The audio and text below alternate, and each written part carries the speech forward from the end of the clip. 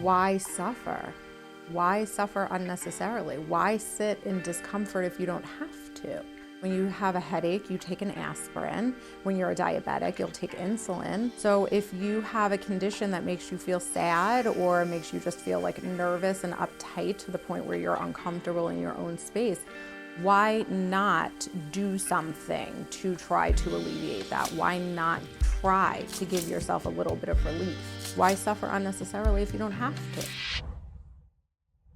So my name is Lisa Murphy. I am a licensed clinical social worker. I am the co-owner and operator of Village Therapy and Wellness and Village Vibes here in Babylon Village in Suffolk County, New York. So Village Therapy and Wellness is a group mental health practice that is servicing the community of ages starting from 6 all the way up through the lifespan.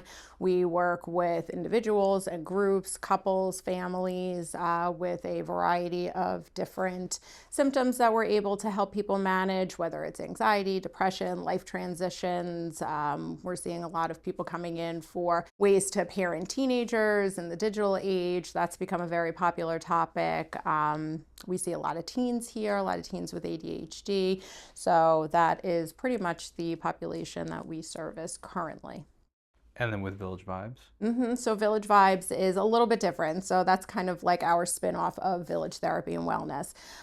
Jess and I kind of figured that we wanted to look at different ways in which we can take some of the stigma out of mental health, bring some people in, kind of make it more of a community feel where people were able to be around others that are like-minded or just have similar interests to them that maybe is not in a bar setting or is maybe not through like their local PTA. No shade to the PTA, everybody loves the PTA, but it's not for everybody. So I think that for some people, they just felt like, it would be good to have a different kind of space, again, to be able to kind of connect and grow and get creative and learn about different things. So that's kind of where Village Vibes was born out of. It's a little bit of a spin-off from that. Is it essentially like a warm lead agent where you get people in and then show them that you have the therapy option, or is it just a totally separate entity? No, we kind of are treating it a little bit as a separate entity, although there is always the undercurrent of wellness and mental health in everything that we do. So some people are a little confused about, well, you have therapists that are running like cookie workshops or like a pressed flower workshop, like help us understand how that makes sense. And to us, anything in a form of doing something that feels good is self-care, right? And that's something that we speak to so highly with our clients, is making sure that you are taking care of yourself, that you're getting out, that you're finding your people, you're finding that village. So we just felt like we had an opportunity for space that we could kind of create the village for them. So it is a separate entity. We don't typically intro ourselves as therapists, but again, there is that like undercurrent, I think, of wellness and everything that we're doing. Does the Village Vibes, or Village Therapy, both, either of those come from finding your village, or is it because we're in Babylon Village? Really, honestly, both. I think that we wanted to play on being in the village, but again, at that point, Jess and I had been in individual private practice for so many years, and we kept talking, well, what do we talk to our clients about? What are we trying to get them to tap into? What are we finding that is so beneficial for them? And it really was a village. Everybody needs a village. Jess and I are moms. We have young kids. We understand the village mentality very much and the necessity of the village mentality. So I think for us, it was kind of a play on words of being in Babylon Village, but also, let us be part of your village, right? I think that as therapists, I always tell people we get the coolest seat at the table in people's lives. We will start this journey with them. Some of them are coming out of high school, some of them are coming out of college, and we are with them through every milestone, every life experience, their weddings, their babies, the loss of loved ones, change of jobs, all of these different things. And I always feel like we get this seat at the table where we get to watch it all and we get to be a part of all of it with them. And it's a huge privilege for us to be such a part of their village. So. Yeah. I want to piggyback on something you said in the very, very beginning. Sure. That you're seeing a lot of, at this point, parents trying to navigate parenting in the digital age. Yeah. Can you expand on that a little? Sure. So I am a parent, parenting in the digital age, and what we are finding is what everybody's talking about, right? It is social media and the impacts that it is having, specifically on the younger generation. I think, we're seeing kids walking around with cell phones these days, 8 years old. They are in these phones. And I think any adult that has a phone can understand the anxiety that comes along with having this thing attached to you all the time. Who's texting, who's emailing, whether it's your work, whether it's your social life. It's constant. It's a constant, constant, constant barrage of having access to you at all times. And I think that for children, it has impacted them, I hate to say it, but negatively in so many different ways. It has increased their anxiety significantly. It has decreased their face-to-face socialization significantly. They don't know how to have conversations. Their self-esteem is so low if they're not getting likes, or if they don't have enough friends, or if they're not getting enough exposure on their feeds. Everything that they are seeing in themselves is how they're being perceived through the phones. And I think that as parents, we have such a fine line that we walk, where we want to give our kids their privacy, don't read the diary, right? Like, let them have their space. But what is going on in those phones? We have to know. We have to have that open dialogue. We have to be able to have conversations with our children to teach them the dangers and the benefits of technology, right? I think that there are so many things that this generation has and can do. My daughter runs circles around me in terms of the tech world, my 15-year-old, and things that I could never. She creates my canvas. She does all my things for me. She creates and crafts my messages because I don't know how to do it, but it's a benefit to them. But again, every benefit comes with a trade-off, and they need to be aware of the trade-offs. And I think as parents, it creates a lot of anxiety for us, not knowing what they're seeing, who they're talking to, what they're exposed to on a regular basis. It's a scary time for us as parents, I think. It's also interesting, you mentioned all just the access to the people at the Sure. constant access, it's constantly Yep. vibrating, it's constantly, and the fact of, like, if you get a vibrate and you can't check, it's like, I wonder what that is it an Yep. emergency, all these things. But also on the other side is the access to information, Yes. which is very scary. Of like, Very scary. I think that there are definitely parents out there that understand guardrails and how to use guardrails and stuff. But like the majority, like kind of like you said, is parents aren't always the best with technology. So then how are you going Correct. to, if you don't know how to Right. use? If you don't know. I grew up in a generation where like technology wasn't around. Cell phones were a little later, but I don't even know if I know how to set up the guardrails of like parent, like what you can and can't search online and see, or like. Right. And this is my generation, so like again, going even like further in generation, Sure. like it becomes even harder and harder. And like that being said, so then there's no guardrails, and now an 8-year-old has access to everything on the Yes. internet, Yes. and that's really, It really is. scary. It is so frightening. I mean, especially in light of everything that's been going on in the news in the last couple of weeks, there's been so much gory footage that has been released to the public that even as adults, we are not necessarily equipped to be seeing this. And I know myself and several of my clients have all been in a position where we accidentally came across footage that none of us elected to see, and it left an impact on us. So now think about that as an 8-year-old, a 9-year-old that really doesn't understand what's going on in the world. We as adults don't fully understand. How do they understand? And now they are exposed to that accidentally, right? Because there are certain safeguards that they are bypassing. There are certain things that are penetrating algorithms despite how you set it. So I think that it has become a very, very frightening place for some of these kids to be. But again, this is where a lot of kids are socializing. This is where they're getting their makeup tutorials. This is where they're learning about all the fashion trends, and all of that feeds into their, self-confidence in a positive way. So again, there's good and bad to everything in this world. And I think that you have to experience the bad to know when something is good.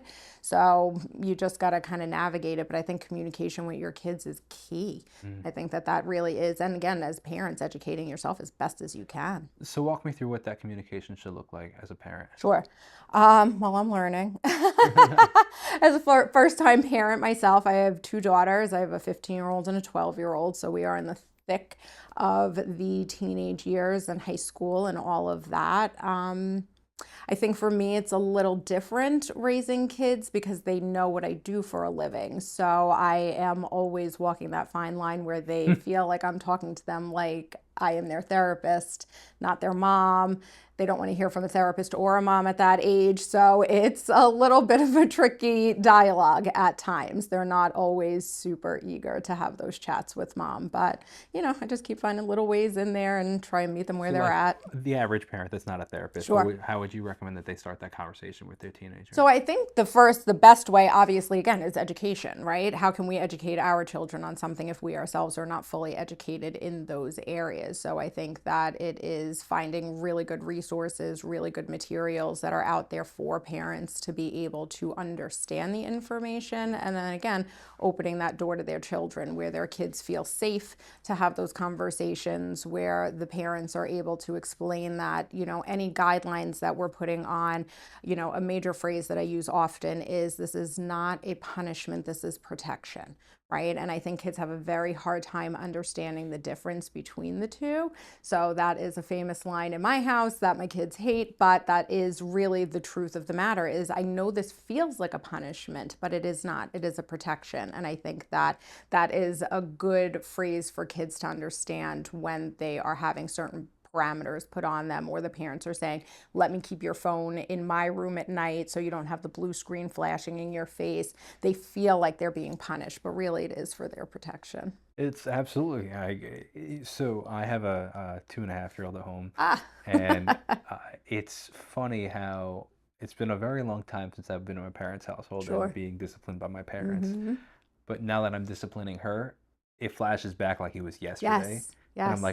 like that, like the Yep. oh, this is not punishment, this is protection. Like my parents been phenomenal parents, Yes. and that's a line that they've definitely used, and Yep. like it just like triggered me a little bit, like because like, you say like as a 9-year-old kid, you don't get it regardless. Anything, it all feels like No. punishment. But it is for their Yes. protection, but you don't think Yes. that way and you don't Yes. understand that. It's like, no, I No. don't need your protection. Oh, yes, Right. Yes. And But I often will say, I hope that this is the decision that I'm making because I feel it is the right one for right now. And I hope that one day you'll look back and agree.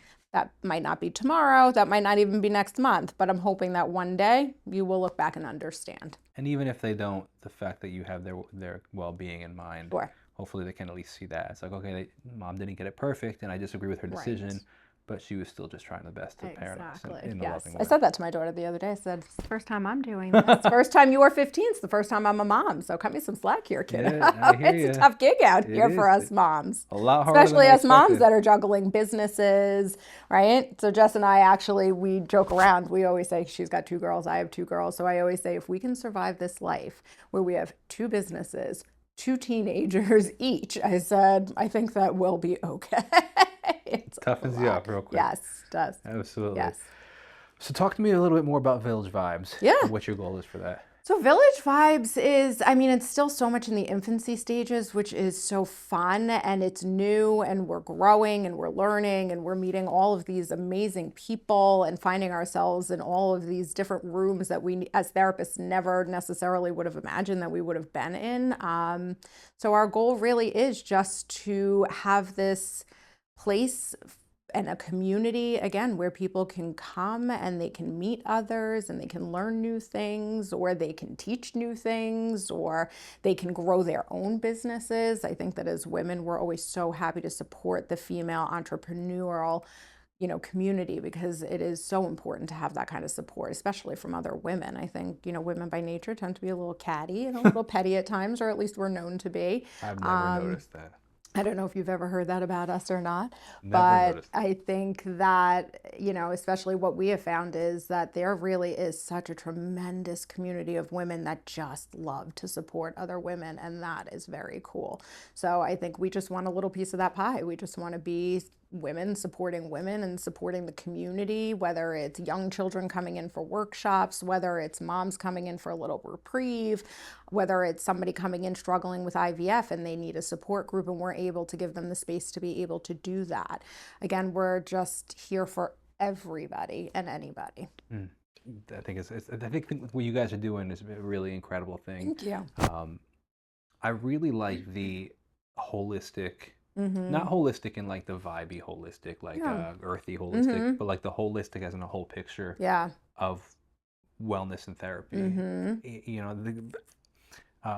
they all tie into it. You know, like, and it's funny how we going on a slight tangent. I think that like in the medical field, we've really become so specialized Mm-hmm. that we forget that everything's connected, Yes. right? Like you have an earache, you go to an ear doctor and they're like, oh, it's just this. Yep. But in reality, the earache could be related to something completely Sure. unrelated. Could be your teeth. Yeah, Who would have exactly. guessed? Yeah. So I say that there was like so many aspects of our well-being, our mental, physical, emotional Mm-hmm. well-being are not just exactly, oh, I'm feeling anxious today. Right. Well, there could be 47 different reasons. Of And it's course. like addressing all those Sure. reasons as to why, you know, have I been isolated? Have I not seen Mm-hmm. anybody Yep. in 5 weeks? You know, Mm-hmm. am I lack of sleep? Am I not actually, it's so many different things. Sure. So finding the whole, and often I think that we can focus on just one. Mm-hmm. Oh, I went to therapy this week, so I should be fine. Well, it's like, yeah, but you're still eating like garbage. You're Right. not sleeping. Right. You're not exercising. Yep. You haven't seen anybody. So there's so Mm-hmm. many, and I really like the fact that you guys are having a holistic approach. Not now, Yeah. well, you have the talk therapy and the Sure. cognitive therapies, Yeah. like the art therapy and everything, but also then it's like, okay, but then there's so much else There's that plays more. into your Right. well-being. Yep. And I think, can you elaborate on that? Yeah. So you're 100% right. I think that it is important to look at the whole person, right? So many times, I'm sure you hear these days, everybody talks about gut health, gut health, gut health, right? But your gut is connected to everything. And now we're finding it's connected to your mental health. But I think that, you know, there's always been such a stigma around mental health, and there's always been such a stigma around going to therapy or having anxiety or struggling from depression. And I think people have always had this like very preconceived notion of what therapy is like. And that's something that Jess and I really pride ourselves on, is that we don't want people to necessarily feel like they're going to therapy, but we want people to feel like when they walk out, they had therapy, right? Like in the sense that we want people to come here and feel comfortable. We want people to feel safe. We want people to feel like they're coming just to have a conversation. We don't sit and take notes while people are talking. There's never a timer that goes off. It's not that kind of feel. We always say, especially when it comes to our staff, neither one of us would ever want to hire somebody who we would not want to sit in front of, or who we wouldn't want our children to sit in front of, because again, they have to be able to treat the whole person, and everybody presents so different and everybody's symptoms are so different. You and I could both have anxiety, but the way in which it presents itself could be entirely different.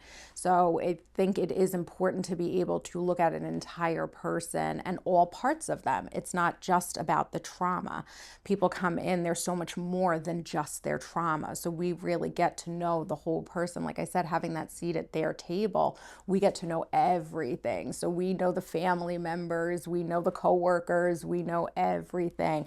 But it is having, I think, a little bit more of that casual approach to it that has set us apart maybe from some of those other very traditional clinical type of settings that people are maybe a little bit more accustomed to. It's interesting to see how mental health has changed over the past Mm-hmm. even 100 years. Yeah. Where I think part of this, and this is just like reflection about the past couple of minutes of our conversation, Sure. of like why there's such a stigma over like therapy and going to therapy and mental health is, uh, I'm not, this is not fully developed thoughts, so Yeah. take it with a Yeah. grain Yeah. of salt. Yeah. That like or like I think that with people always struggle with mental health, Mm-hmm. but I think that as a society have become more anxious and more depressed. Yes. So that being said, more people need access to this help, whereas opposed to 80, 100 years ago, typically Correct. the people that needed mental health services were the extreme Yes. part of that Yep. spectrum. And I Mm-hmm. think that stigma has stayed, Yes. where it's like, oh, I'm not crazy. Right. And only crazy people. But that Yes. was 100 years ago when Yes. like, yeah, but like also 80% of the population wasn't depressed, and Yes. now it is. So Mm-hmm. it's just changed a lot. Sure. And I'm curious your thoughts on Yeah. that. I mean, yes, Absolutely. The conversation around mental health has changed so drastically over the years, and thank God for that. I think COVID was a huge proponent at bringing mental health really to the forefront of people's conversations. But yeah, you're absolutely right. I think for years people have always said, well, I don't need to go to therapy. I'm not crazy. I have one client who refers to me as the crazy lady. And I was like, because I'm crazy? And she says, no, because I'm crazy and you're the lady that I go to talk to about it. And it's a joke, but I always say, you're not crazy. So many people that come to therapy are coming and they are not crazy and they are not significantly mentally ill. They just need a person that's there for them, to guide them, to help them sort through things, to see it a little bit differently or through a different lens or perspective, whether it's how they're seeing others or how others might be seeing them. So I think, again, taking some of that very traditional clinical textbook kind of stuff out of it has reduced the stigma a little bit, enough for people to be able to say openly in a conversation, oh yeah, I go to therapy, or oh yeah, my therapist says this. I mean, in the field, I think we also kind of see it turning a little bit with the kids, where it's become a little trendy, where the teenagers like to talk about their therapists and the things that their therapists are talking about, or, oh, do you see this therapist? I see this therapist. So I think that, again, the conversation is there, and that's really where it all starts. It has to start with a conversation. Yeah, absolutely. And even I've noticed it particularly with my generation was I think one of the first to really like as a mass go to therapy. Mm-hmm. Um, that being said, I think also part of it, I'm curious your opinion on this, is like I think society for so long was in survival mode, Mm-hmm. and like people were in true the majority of Mm-hmm. the population was in true poverty, and we were just trying to survive. And now all of a sudden, as a culture in the past 40, 50 years, we really aren't surviving, we're more of thriving. Mm-hmm. So when you're not trying to figure out where your next meal comes from, you start to think about other things, which is Yes. like, how am I feeling today? Sure. What does this person think of me? Mm-hmm. And I think that that's also why we're starting to focus a lot more on our mental health, Yes. is because we're not trying to just figure out where tomorrow's food is coming Right. from. And Yes. and obviously we're not talking about 2,000 years, but even 150 years Mm-hmm. ago in the Midwest, Yeah. like life was really, It really was. hard, It and was.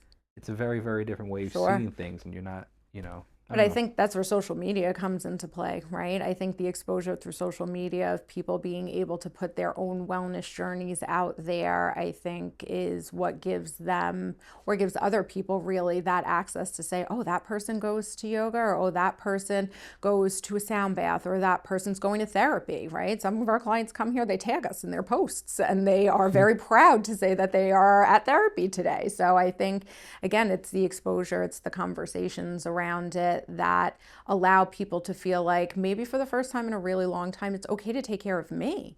Right? I think that we are in such a driven culture these days, and everybody is running for success and everybody's running for what's next. And I think it's a very fast paced society, and we forget to take care of ourselves in the middle of all of that. But I think that a lot of people are starting to say, you know what? I take care of everybody else. It's okay that I take care of me. And whatever that looks like for that person is what they should be embracing, whether it's going to therapy, going to yoga, getting their nails done, going for a run, whatever it is that floats a person's boat that makes them feel like they're intentionally taking the time in their day to take care of themselves is really the most beneficial thing that somebody can do for their mental health. What would be your elevator pitch for somebody to go to therapy, or find work on their mental well-being? Why suffer? Right? It's not even so much an elevator pitch, it's a question like, why suffer unnecessarily? Why sit in discomfort if you don't have to? Right? We often say in this field, when you have a headache, you take an aspirin. When you're a diabetic, you'll take insulin, right? You have heart condition, you take medication for that. So if you have a condition that makes you feel sad or makes you just feel like nervous and uptight to the point where you're uncomfortable in your own space, why not do something to try to alleviate that? Why not try to give yourself a little bit of relief? Mm. Now, that's not to say that it's a cure-all. That's not to say that it works for everybody. I think that the person that sits in front of you when you're on that couch makes a huge difference in that journey and what the success of that journey is going to be.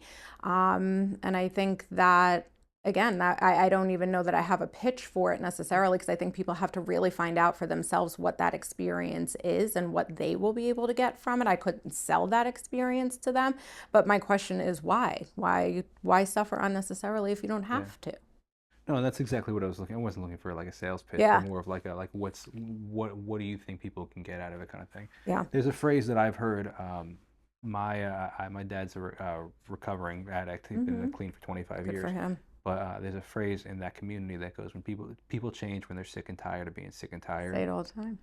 Or Um, if nothing changes, nothing changes. yeah, exactly. Right? Yeah, That's a big phrase I in haven't heard that that one, but community that's as well. If nothing changes, nothing changes. I like that a lot. I'm gonna steal that one Yeah, too. take it. But yeah, when people change when they're sick and tired of being sick and tired, and it's like, but on top of that is like, why wait? Like, why wait? Right. You know, like, Right. Well, I think for everybody it's different. oh, absolutely. And everybody, Yeah, no, I sure. look, I've resisted therapy for 10 Sure. years. Like, Well, for men in particular, right? I yeah, think I'm it's not, also there's even bigger stigma around men in mental health. I mean, I have some guys, I will see more men cry in a day than I will a woman. And I'm like, gosh, you're walking around with all that bottled up. Why? yeah, Why? But again, they don't feel like they have anywhere else to release it because society won't allow for that. So they have to go and hide in a therapist's office, right? They always say my therapist is like my best kept mistress, oh because my so gosh. many men don't want to say that they need the support, or Oh, that that's sometimes they need to crazy. cry, or sometimes they need to, but they're always like, my therapist. I'm like, but that's, yeah. That's crazy. Yes. That's a Yeah, very interesting it is. phrase. Well, I've Maybe never. not my best sales pitch, but I mean, essentially, that is That really is what it is, wild. especially for men. Yeah, no, Yeah. absolutely. Yeah. But yeah, absolutely. It's an interesting field. And now let's talk about the sales aspect of it. Yeah. It's an interesting field to sell Yes. when there's such a stigma behind it. Yes. And whereas opposed to like, I guess every industry has their struggles. Like, everybody knows they need to go to the gym. Yeah. People just don't like going to the Yeah. gym. So then that's a whole nother thing, Sure. you know. But at least gyms will make their money on the majority of people that sign up and then Yes. just never go. Like, that's a great, Yes. what a great Yes. position to be in. Yes. But it is really interesting.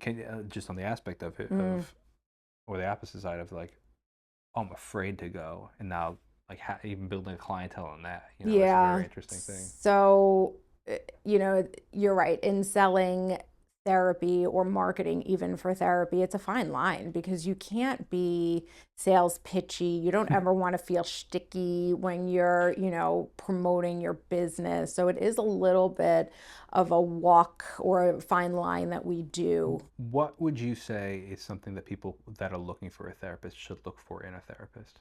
So one thing that I tell people when looking for a therapist is look for the kind of person that you would want to sit and share a meal with.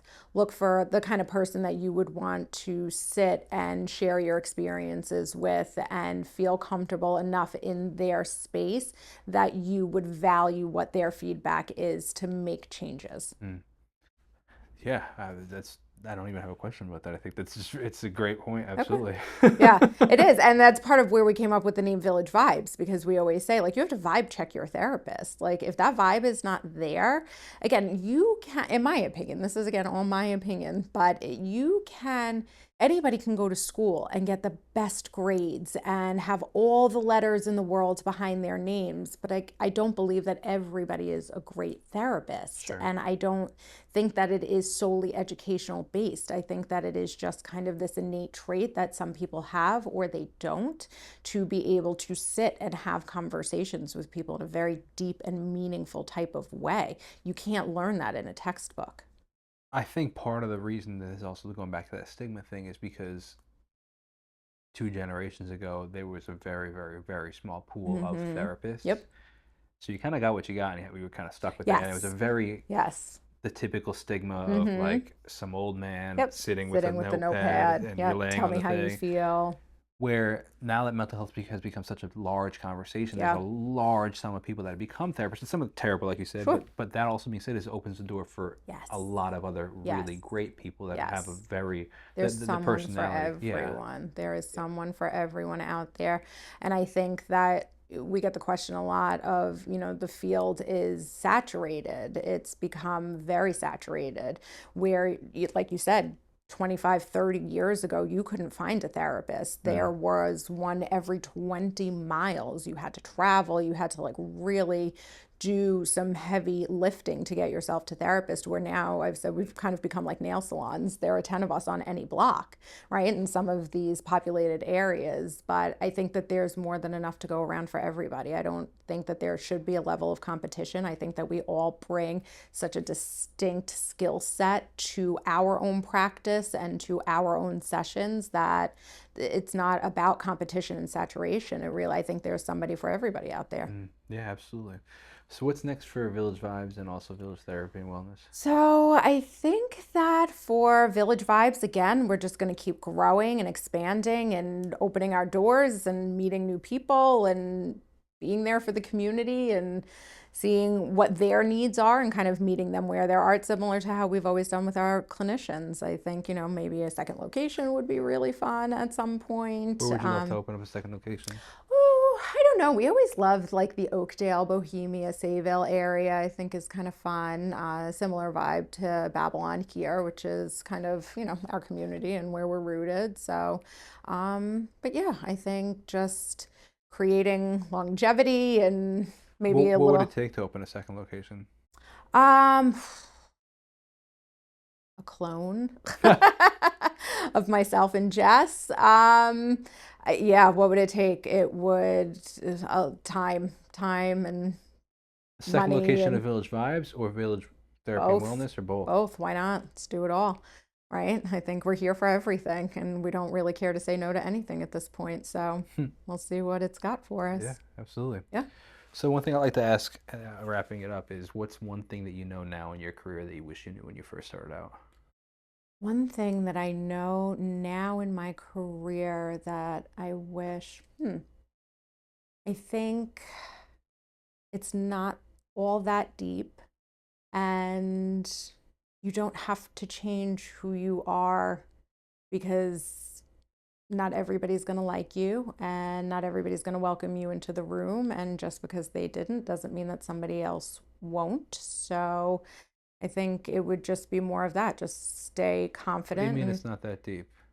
I mean, that might just be a personality thing of mine where I tend to make everything very deep. Like meaningful kind of thing? Yeah, no, it's all very meaningful. It's all very, very meaningful. But I think that just certain things that I probably felt like were more urgent than they needed to be, sure. or I think always feeling like you're running out of time, or if you haven't arrived yet, you're not going to get there. So I think, understanding that.